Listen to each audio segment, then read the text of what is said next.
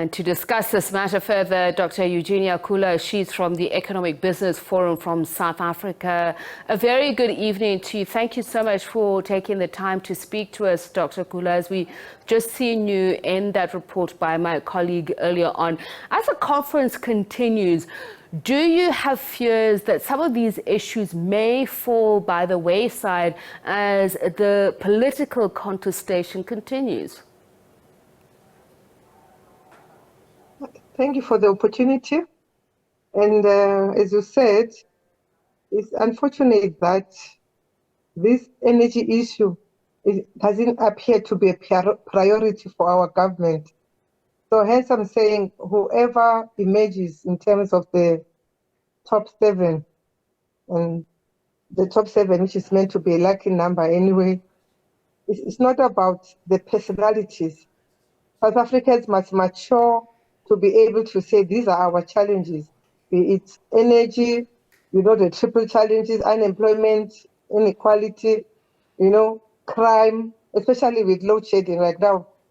I left this morning to go to the business breakfast. There was load shedding. I had to go to my son's place to watch the World Cup. There's load shedding. I'm back, load shedding. It's not good for business. It's not good for business, especially in cases where we're trying to promote intra-Africa trade. There's a SABC Economic Forum. They are attracted to South Africa because of our history of reliable energy. But unfortunately, that's not the case now.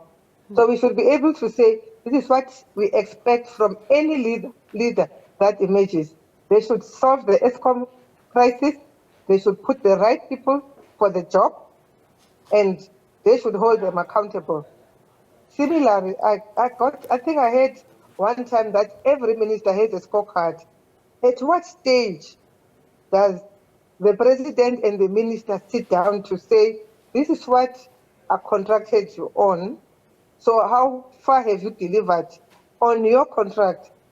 Those are the kind of things that we should be able to follow up and hold leaders accountable. And do you think this is what's happened? What is lacking, Dr. Kula?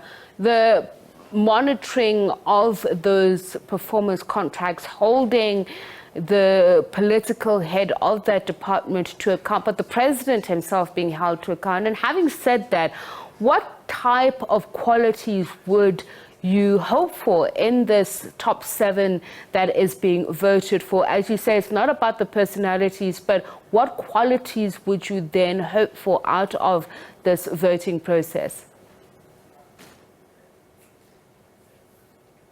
Okay, thank you for that. We're looking for certain attributes in any leader. First, probably that's what I always say, people who love this country, who are committed to this country, who are patriotic. And we need generational thinkers.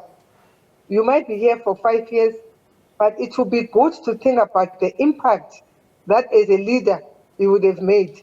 Not like I was here, like we argue now, some people have been there for 15 years, 20 years, but it's not the length of your term of office or the time you've served, but what impact did you have?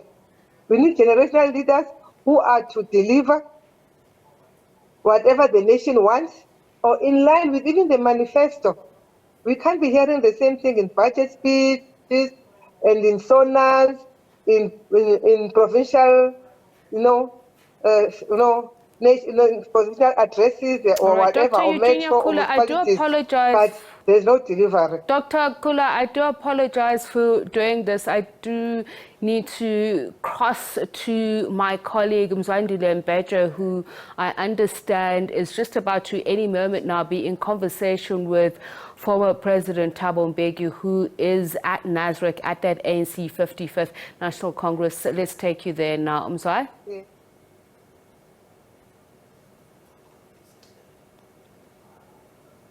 All right, and it looks like, unfortunately, we're not able to connect with my colleague Mzwandile Beja, but of course we'll continue monitoring events there, including the various leaders that we are hoping to get comment from to help contextualize what is happening there. Let's see if we can get back Dr. Eugenia Kula to continue talking about the energy crisis and the kind of leadership. Dr. Kula, let's just go back to what you mentioned earlier on, the issue of business confidence, foreign direct investment, especially intra-Africa trade, against this backdrop that there is some certainty that is required, reliability. I've often heard that the best innovators, entrepreneurs are those who have problems to solve. Do you think part of the problem the political leadership is facing is that the leaders that are in there are not hungry enough to resolve the issues of the ground roots, the grassroots? We heard earlier on that township economies are suffering as a result of this.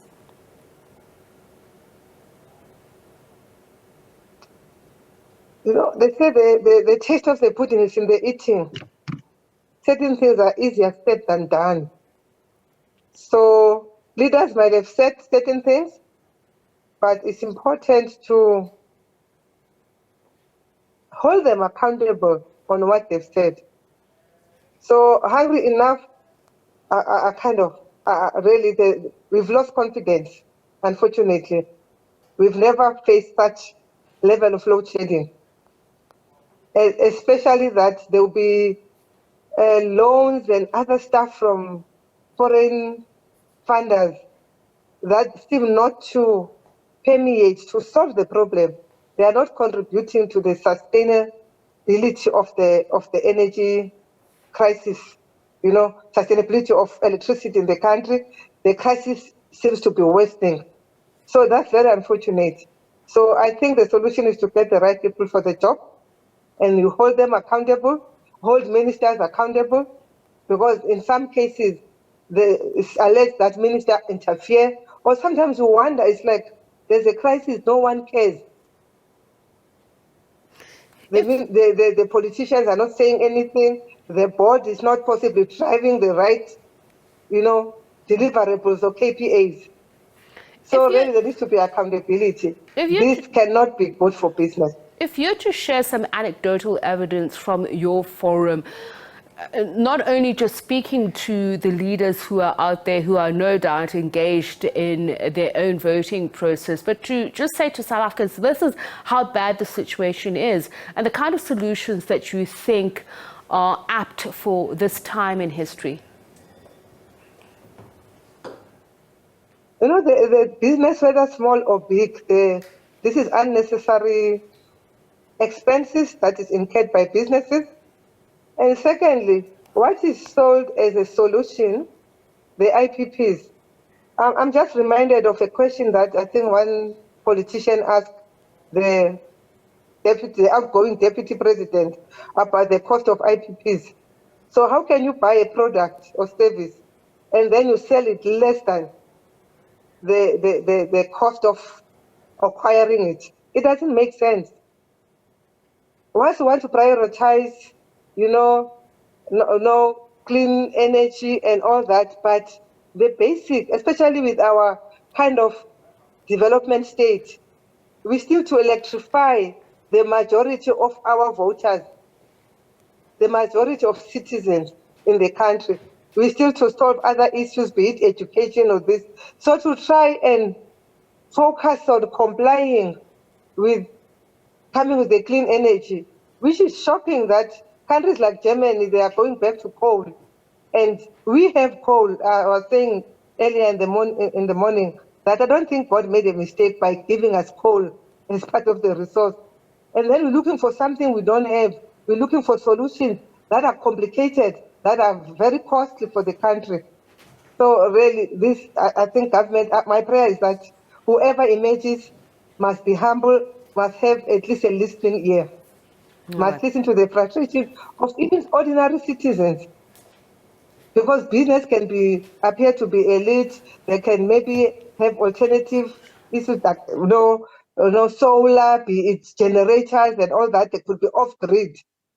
And we know how much the minimum that is required to be plugged into the grid, the 5 megawatts. Some of these IPPs, they are struggling to get to the bare minimum of what is required by ESCOM to plug into the grid. And it's even a danger to be switching on and off the grid because it's a very technical, having worked for ESCOM. So now you need to have a certain base load to be able to tamper with the grid. So some things are just risky and issues of maintenance. But having worked there, black CEOs were able to provide far less load shedding. In some cases, none. Why do you think that is? I know we've run out of time, but I'd just like to get you to speak very, very briefly. Why are we seeing the level of blackouts or brownouts that we're seeing now, the load shedding, than at a certain period? What is the difference? Please, if you can answer very briefly. The difference, I think, is leadership and doing the right thing. It's technical skills. We need proper engineers to deal with engineering problems in ESCOM. And then politicians who have a political or leadership will to solve the problem.